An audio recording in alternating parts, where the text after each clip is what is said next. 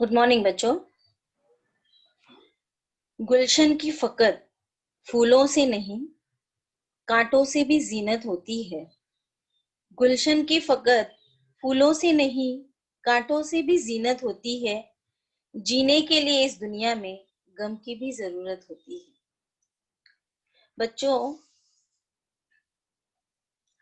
आज हम सभी इसी गम और दुख पर आज हम लोग चर्चा करने वाले हैं। मैं सरोज चौधरी आज आप सभी का स्वागत करती हूँ।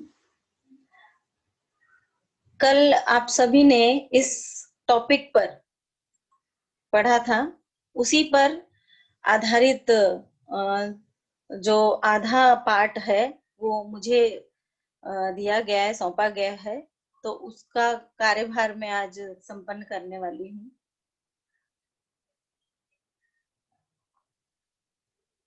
मैं गोरेगांव पहाड़ी से हूँ। आप सभी का हार्दिक स्वागत करती हूँ बच्चों। इस श्रृंखला में मैं आपको एक छोटी सी कहानी सुनाना चाहती हूँ। एक समय की बात है, एक राजा था जिसका जिसके पास बहुत अपार धन संपत्ति थी, परंतु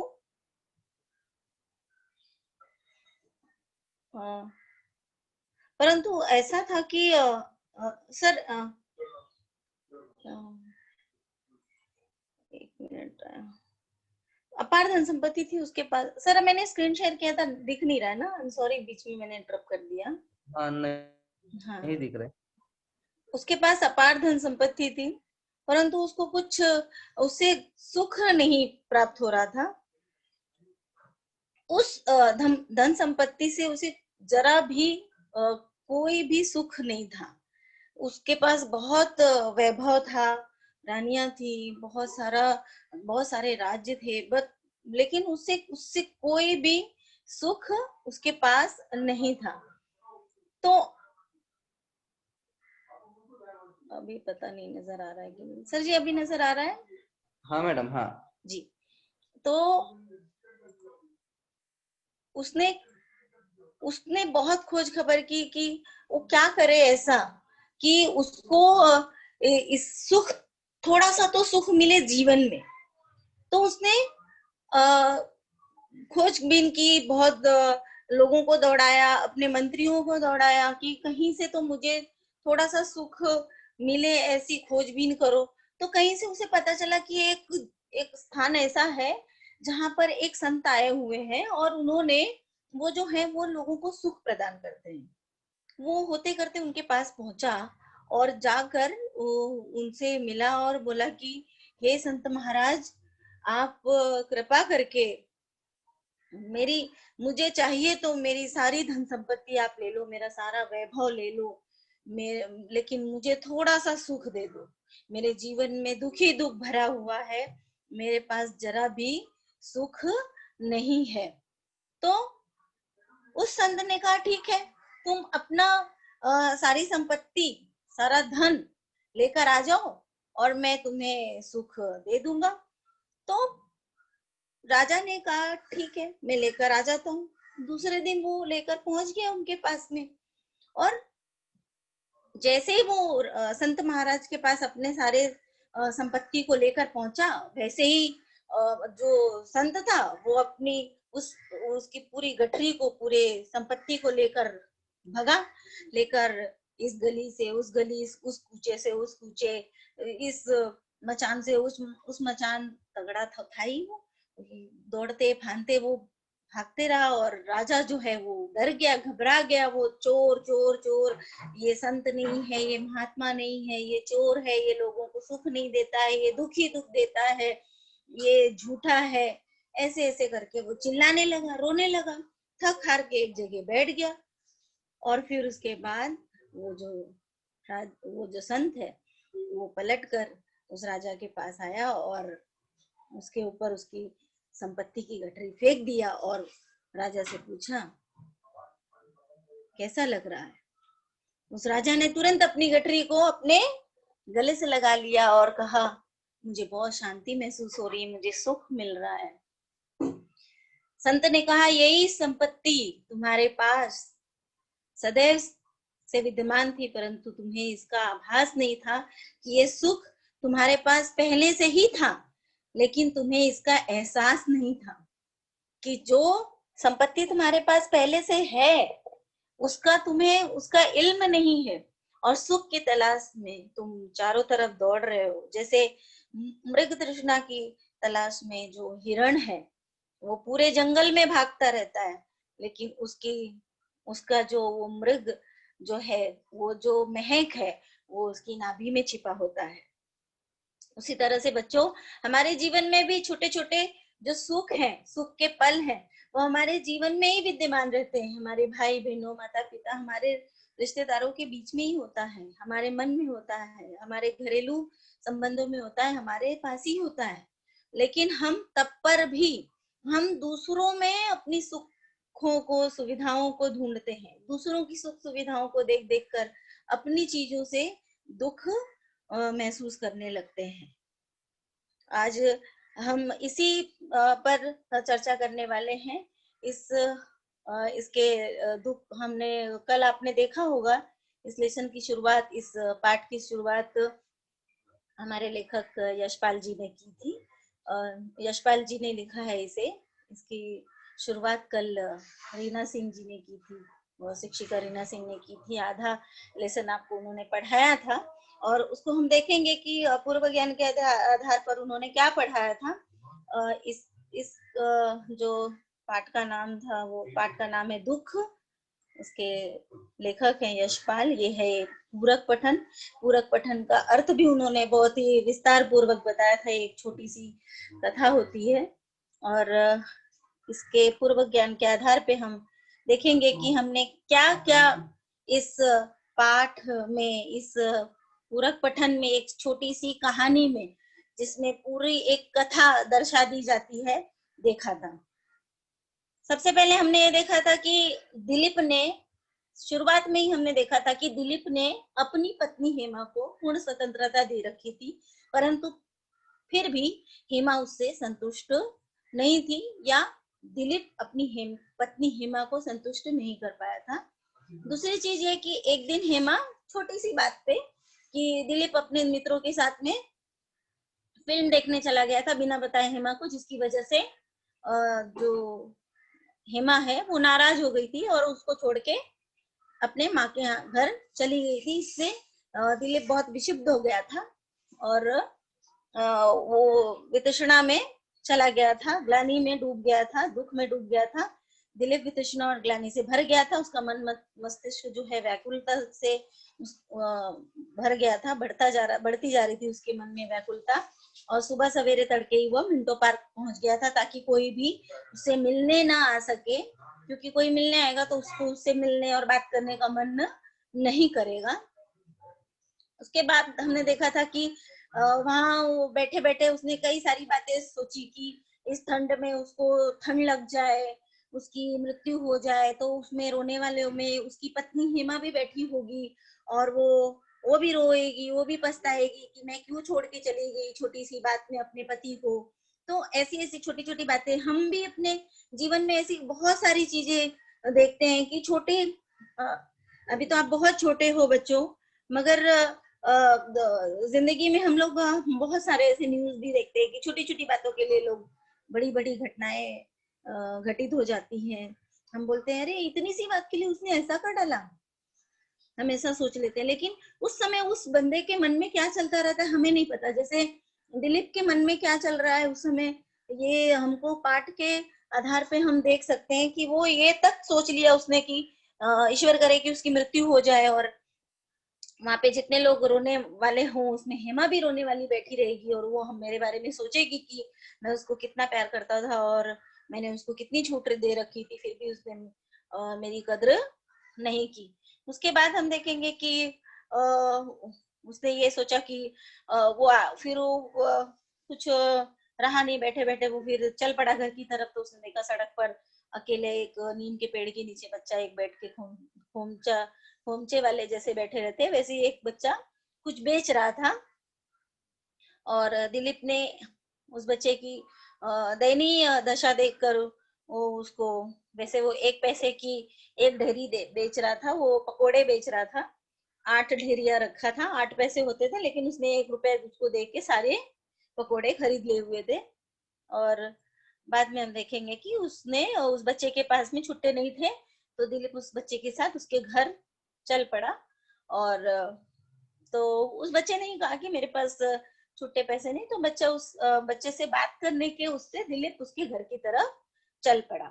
अब हम आगे देखेंगे कि इस कहानी ने आगे क्या मोड़ लिए। आगे चलते समय दिलीप ने और भी बातें की कि तुम्हारे पिता क्या करते हैं, तो उस बच्चे ने बताया कि मेरे पिता इस दुनिया में नहीं है।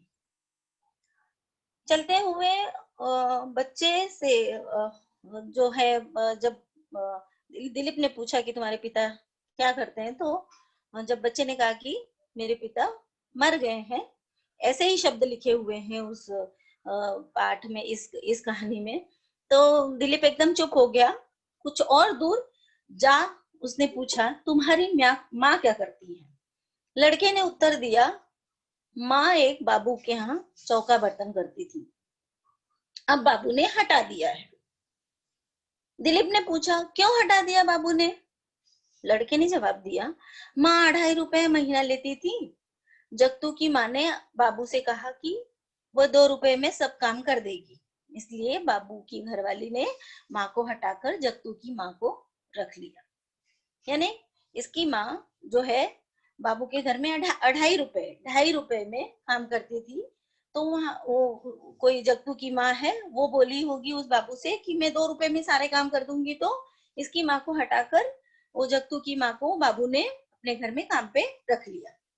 दिलीप फिर चुप हो गया बेचारा, उसकी उस बच्चे की बेचारगी वाली बातें सुनकर। लड़का नंगे पैर गली के कीचड़ में छप छप करता चला जा रहा था। इतना इतनी ठंड लग रही थी उस समय, तब पर भी वो बच्चा एकदम छप छप करते हुए उस कीचड़ में चल रहा था। दिलीप को कीचड़ से बचकर चलने में असुविधा हो रही थी। लड़के की चाल की गति को कम करने के लिए दिलीप ने फिर प्रश्न किया, तुम्हें जाड़ा नहीं मालूम होता? जाड़ा अर्थात ठंड, सर्दी। लड़के ने शरीर को गर्म करने के लिए, अपने आप को थोड़ा गर्माहट देने के लिए चाल और तेज करते हुए उत्तर दिया, नहीं। गले के मुख पर कमेटी की बिजली का लैंप चल रहा था। ऊपर की मंजिल की खिड़कियों से भी गली में कुछ प्रकाश पड़ रहा था। उससे गली का कीचड़ चमक कर किसी तरह मार्ग दिखाई दे रहा था।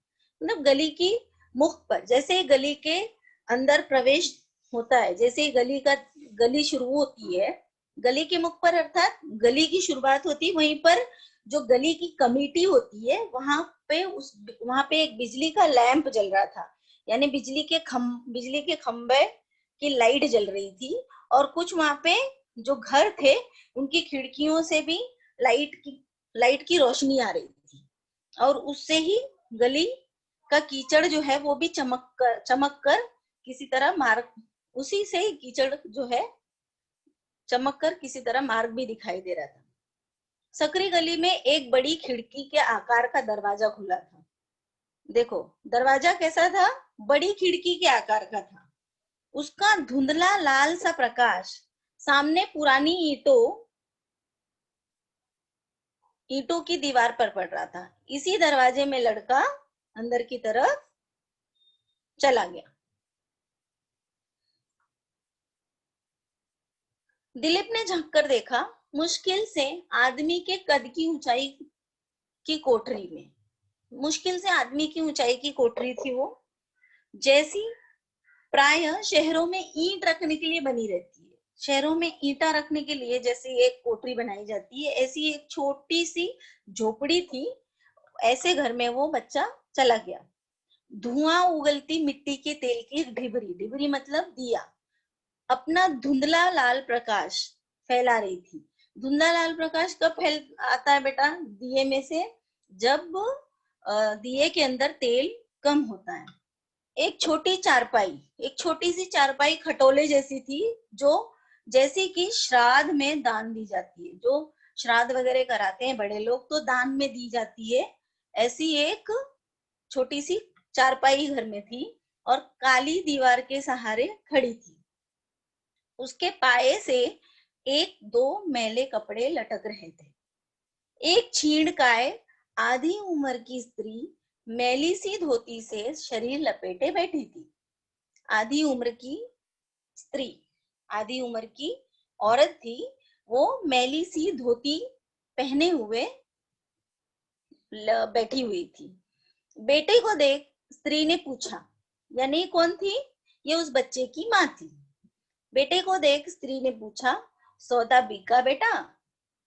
लड़के ने उत्तर दिया, हाँ माँ, और रुपया माँ के हाथ में देकर कहा, बाकी पैसे बाबूजी को देने हैं।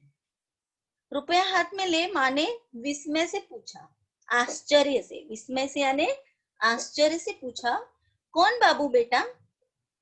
बच्चे ने उत्साह से कहा, साइकिल वाले बाबू ने सब सौदा ले लिया है। उनके पास छुट्टे पैसे नहीं थे। बाबू गली में खड़े हैं। घबरा कर माँ बोली, रुपए के पैसे कहाँ से मिलेंगे बेटा? सिर के कपड़े को संभाल दिलीप को सुनाने के अभिप्राय से माँ ने कहा, बेटा रुपया बाबूजी को लौटाकर घर का पता पूछ ले, पैसे कल ले आना। मतलब इतनी तेजी से आवाज में बोला उसकी माँ ने कि ताकि दिलीप सुन ले कि घर में पैसे नहीं है, छुट्टे कहाँ से देंगे हम।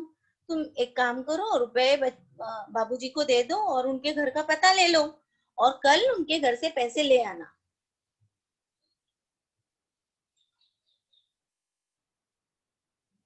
लड़का रुपए ले दिलीप को लौटाने आया। दिलीप ने ऊंचे स्वर से ताकि माँ सुन ले उस बच्चे की कहा, रहने दो, कोई परवाह नहीं, कोई बात नहीं, फिर आ जाएगा।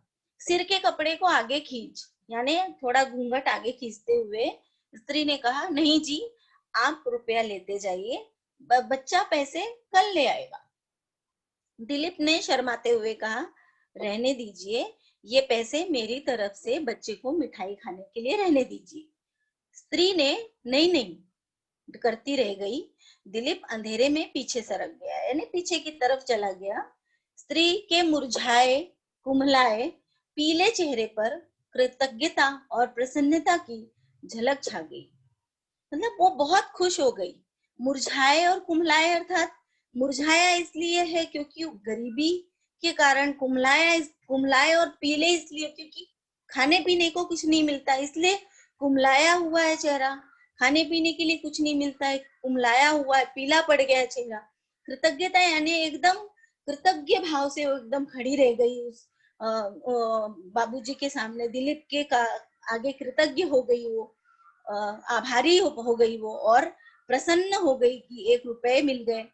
और प्रसन्नता की झलक इसलिए छा गई उसके चेहरे पर कि अब 1 रुपया मिल गया है, अब इस 1 रुपए से वो अपने बच्चे को कुछ खिला पिला पाएगी। रुपया अपनी धोती की खूंट में बांध खूंट में अर्थात किनारे में, रुपया अपनी धोती की खूंट में बांध एक ईंट पर रखे पीतल के लोटे से पानी ले, उसने हाथ धो लिए और एक मैले अंगोछे से लिपटी रोटी निकाल बेटे के हाथ धुला उसे खाने को दे दी। उसने एक पीतल के लोटे में पानी लिया और अपने बेटे के हाथ धुलाए और एक मेले से अंगोछा समझते हो, जो नहाने के बाद में गीले बदन को पोंछने के लिए काम में आता है, टॉवेल नुमा होता है, टॉवेल से पतला होता है, उसे अंगोछा कहते हैं। वो उससे उसका हाथ पोछा और कहा कि अंगोछे में उसने रोटी लिपेट के रखी थी और उसको रोटी खाने के लिए दे दी। बेटा तुरंत की कमाई से पुलकित हो रहा था। 1 रुपया उसको मिला था। पुलकित होना अर्थात बहुत खुश हो रहा था। तुरंत की कमाई से एकदम पुलकित हो रहा था। अभी तक तो वो सोच रहा था उसको 8 पैसे ही मिले हैं, परंतु पूरे 1 रुपए मिले थे। पुलकित हो रहा था, मुंह बनाकर कहा, फिर रूखी रोटी, फिर से मुझे सिर्फ केवल रोटी ही खाने मिलेगी। माँ ने पुचकार कर कहा, प्यार से कहा, नमक डाला हुआ है बेटा। बच्चे ने रोटी जमीन पर डाल दी और ऐंठ जाना यानी नाराज हो गया, रोने लगा। सुबह भी रूखी रोटी, रोज रोज रूखी। हाथ आंखों पर रख बच्चा मुंह फैलाकर रोना ही चाहता था कि माँ की चाहता ही था कि माँ ने उसे गोद में खींच लिया और कहा, मेरा राजा बेटा, सुबह जरूर दाल खिलाऊंगी। देख, बाबू तेरे लिए रुपया दे गए हैं। शाबाश, सुबह मैं तुझे खूब सौदा बना दूंगी, फिर तू रोज दाल खाना। बेटा रीझ गया। रीझ जाना यानी जिद पे आ गया। उसने पूछा, माँ उसने पूछा माँ, तूने रोटी खा ली? उसने अपनी माँ से पूछा, तूने रोटी खा ली? खा ली। माँ ने क्या जवाब दिया? खा ली।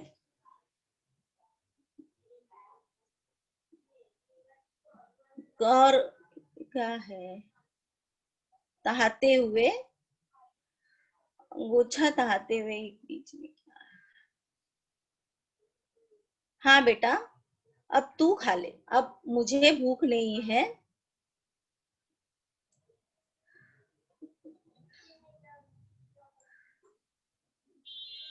माँ ने कहा कि तू खा ले। तहाते हुए, उसने धोती तहाते हुए उसने कहा कि हाँ मैंने खा ली, अब तू खा ले, मुझे भूख नहीं है। भूखी माँ का बेटा बचपने के कारण रूठा था, परंतु माँ की बात के बावजूद घर की हालत से परिचित था। वो जानता था कि घर की हालत कैसी है। परिचित था यानी जानता था कि घर की हालत कैसी है। उसने अनिच्छा से एक रोटी माँ की ओर बढ़ाकर कहा, एक रोटी तू खा ले। माँ ने स्नेह से पूछकर कहा, बेटा मैंने सुबह देर से खाई थी, मुझे अभी भूख नहीं है, तू खा ले। माँ ने कहा कि मैंने सुबह देर से खाई थी, मैंने दोपहर में रोटी खा ली थी, इसलिए मुझे भूख नहीं है, तू खा ले, तू राजा बेटा है, तू खा ले, मुझे भूख नहीं है।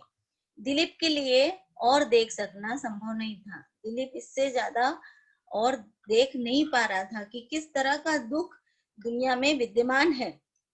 दांतों से ओठ दबा व पीछे हट गया। दांतों से ओठ दबा व पीछे हट गया अर्थात दांतों से ओठ दबाना अर्थात इतना दुख बर्दाश्त कर पाना उसके हद से बाहर था।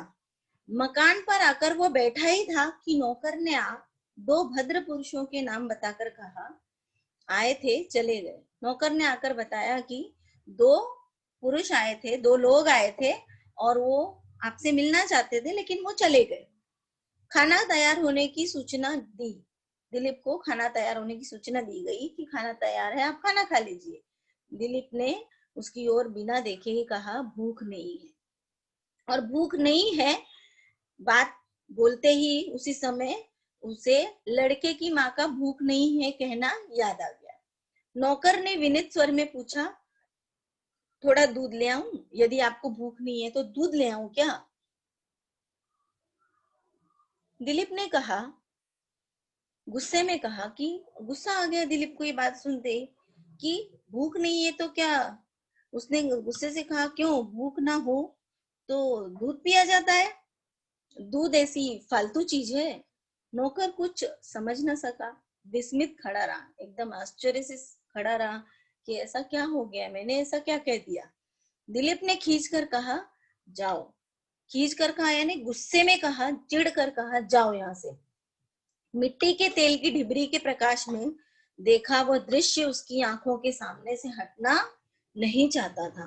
उसको उसके नजर के सामने से वो बच्चे और माँ की जो वो बातें थी, वो दृश्य जो है वो नजर के सामने से हट ही नहीं रहा था, जो उन दोनों के बीच में जो वार्तालाप हो रही थी। छोटे भाई ने आकर कहा, उसी समय छोटे भाई ने आकर कहा, भाभी ने पत्र भेजा है, और लिफाफा दिलीप की ओर बढ़ा दिया। दिलीप ने पत्र खोला। पत्र की पहली लाइन में लिखा था, मैं इस जीवन में दुखी देखने के लिए पैदा हुई हूँ। दिलीप ने आगे न पढ़ पत्र फाड़कर फेंक दिया। उसके माथे पर बल पड़ गए। झोपड़ी के दृश्य आंखों के सामने नाच उठे। उसके मुंह से निकला, काश तुम जानती दुख किसे कहते हैं। बच्चों, ये आपका स्वाध्याय है और ये पूरा जो पूरक पठन है, ये पूरी कहानी जो है ये दुख पर विद्यमान थी। और दुख जो होता है, ये सुख और दुख जो है ये एक ही सिक्के के दोनों पहलू होते हैं। दुख सुख से बहुत महान होता है। दुख यदि नहीं होगा तो आपको सुख की वैल्यू नहीं पता चलेगी। यदि इंसान के जीवन में केवल सुख ही सुख होगा तो उसको सुख की वैल्यू नहीं पता चलेगी। जब जीवन में दुख आते हैं तभी उसको सुख की वैल्यू पता चलती है।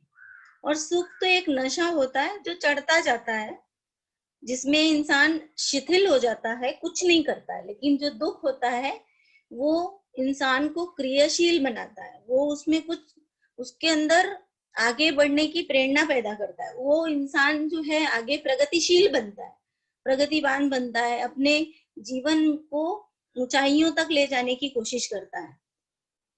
जैसे घड़ी का पेंडुलम होता है, यदि वो ऊंचा ऊपर की तरफ जाता है तो फिर पीछे की तरफ आता है। जैसे हम वृत्त बनाते हैं, यदि हम नीचे से नीचे की तरफ जाता है वृत्त बनाते गोला प्रकार, तो वो ऊपर की तरफ भी जाता है। तो ये दोनों प्रकार से चलता है। अगर रात होती है तो दिन भी होता है। जितनी गाढ़ी रात, काली रात आएगी आपके जीवन में, सवेरा समझो उतनी ही जल्दी होने वाला है।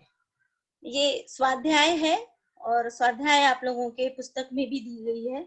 तो आई होप कि मैंने ये पूरा जो पूरक पठन है क्लियर कर दिया है आप लोगों का। इसको आप लोग कर लीजिएगा। ये भी है। इसके पश्चात ये लास्ट है आपका ये।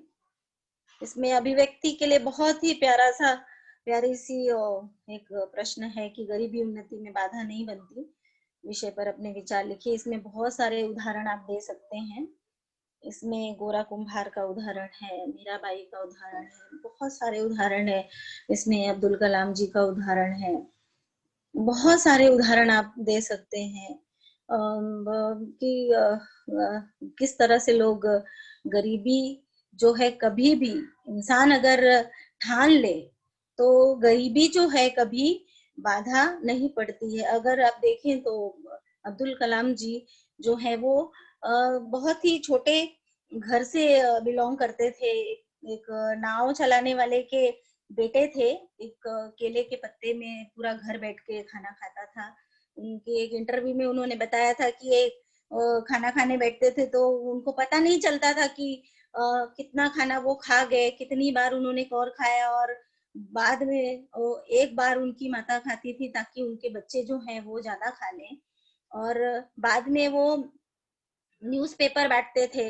और कैसे कैसे वर्नाकुलर मीडियम से पढ़ के, छोटे से स्कूल से पढ़ के वो किस तरह से प्रोफेसर बने और फिर उसके बाद साइंटिस्ट बने। उनको मिसाइल मैन के नाम से जाना जाने लगा। किस तरह से वो अपने देश के राष्ट्रपति बने। तो कोई जरूरी नहीं है कि बड़े बड़े घरों में ही पैदा होने वाले लोग ऊंचाइयों तक जाएं। तो यदि इंसान के अंदर प्रतिभा छुपी हो और वो कुछ कर गुजरना चाहे जीवन में, तो उसके जीवन में आगे बढ़ने के लिए उसको गरीबी बाधा कभी नहीं बनती है। धन्यवाद। यदि आप लोगों के बेटा कोई प्रश्न हो तो आप लोग पूछ सकते हो बच्चों मुझसे। हाँ मैडम, एक मिनट। प्रदीप गुप्ता।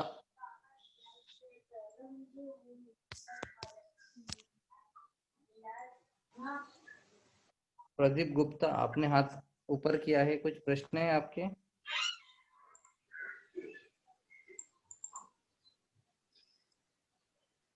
सूरज पटेल।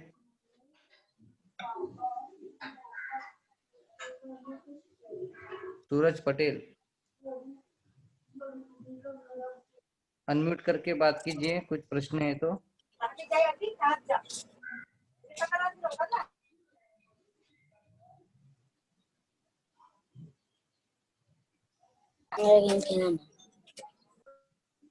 कुछ पूछना है तो हेलो। अपने आप को अनम्यूट कीजिए।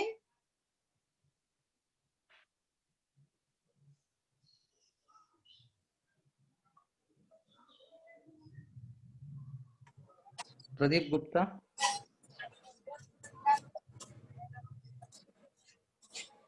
नहीं, कोई बात नहीं कर रहा है। जी, उनको अनम्यूट के लिए डाल रहा हूँ। प्रदीप गुप्ता, आप अनम्यूट करके बात कर सकते हैं। नहीं आ रही मैडम।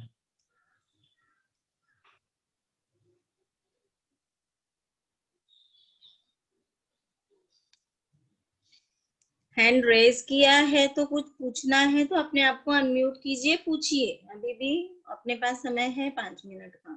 प्रदीप गुप्ता, आपको अनम्यूट के लिए मैं डाउट है तो पूछिए। सर नहीं पूछने का है। हाथ के ऊपर किया बेटा। वैसे ओके। इमदादुल्ला। हेलो, नमस्ते टीचर। हाँ नमस्ते, बोलो बेटा। टीचर मैं थोड़ा लेट में ज्वाइन हुआ, टीचर थोड़ा बता दीजिएगा क्या पढ़ाया। वो जो कल आप लोगों ने कल ज्वाइन किए थे, दुख पूरक पठन, नहीं हुआ था ज्वाइन। कल आधा हुआ था ये पूरक पठन, दुख जो है 11वां लेसन, और आज आधा हुआ है। तो अब एक साथ में पूरा कैसे बताएं, उसका सार बता सकते हैं कि वो थोड़ा सा स्टोरी है कि किस तरह से दिलीप और हेमा के ऊपर स्टोरी है, फिर वो नाराज होके घर से चली जाती है, फिर उसके बाद में वो चला जाता है गार्डन में, और उसके बाद वहाँ एक छोटे से बच्चे से मुलाकात होती है, फिर वो बच्चा वहाँ पे कुछ बेचता रहता है, फिर उसके वो घर जाता है, उसकी गरीबी देखता है, उस गरीबी से वो एकदम विवल हो जाता है, एकदम व्याकुल हो जाता है कि एक उसके मन में ये आ जाता है कि मैं अपने घर में इतनी छूट दे रखा हूँ अपनी वाइफ को, फिर भी वो हमेशा असंतुष्ट रहती है कि नहीं, मुझे ये नहीं मिला, वो नहीं मिला, मैं अपने जीवन में इतनी दुखी हूँ। लेकिन अब हम उससे अगर बाहर देखने जाएं तो हमारे हमारे दुख छोटे हैं, हमारे दुख कम है, बाहर की दुनिया में दुख इतने ज्यादा है ना। अगर आप हम हर एक इंसान को ऐसे लगता है कि मेरे ही जीवन में ज्यादा दुख भरा हुआ है। अगर इंसान दूसरों के जीवन में देखने जाए तो अपना दुख छोटा लगेगा। अगर इंसान दूसरों के दुख देखने लगे कि तो अपना दुख कम लगेगा। इतने लोग हैं, इतने दुखी इंसान हैं जीवन में कि अपने दुख कम लगेंगे। इंसान अगर इस वे में सोचने लगे तो अपना दुख कुछ भी नहीं पता चलेगा। तो वो उससे एकदम व्याकुल हो जाता है, घर में आता है और एकदम खाना भी नहीं खाता है उस रात। तो वो परेशान हो जाता है कि क्या करे क्या ना करे, और उसकी वाइफ का पत्र भी आता है तो वो पत्र फाड़ कर फेंक देता है कि, और एंड के उसकी लाइन है कि काश तुम समझ सकती कि दुख होता क्या है, काश तुम्हें पता चलता कि दुख होता क्या है। वो अगर आप लोग ध्यान दो, हम अपने घरों में भी यही सोचते हैं कि नहीं, थोड़ा सा कुछ हुआ, किसी ने कुछ कह दिया तो लगता है मेरे ही जिंदगी में इतनी दुख भरे रहते हैं, मेरे ही जीवन में इतने दुख भरे रहते हैं, मेरे पास ये नहीं है, मैं ही दुखी हूँ। लेकिन बाहर यदि निकलो, अगर आप अपने से ऊंचे लोगों को देखोगे, टाटा अंबानी को देखोगे, तो अपने आप को हमेशा दुखी मानोगे। अपने से नीचे के लोगों को देखोगे, अपने आप को हमेशा सुखी मानोगे। समझे?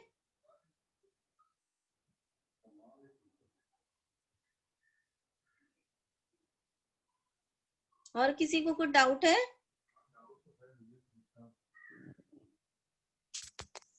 नहीं मैडम, किसी का नहीं।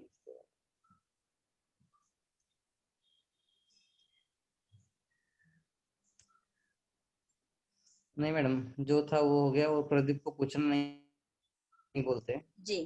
क्योंकि उसके बाद गलती से शायद रेज हुआ होगा।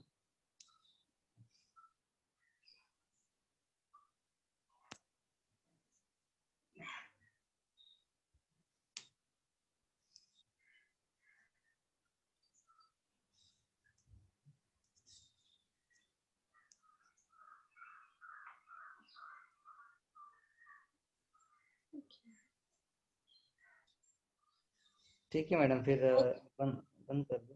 ठीक ओके, है सर। नमस्ते। नमस्ते मैडम।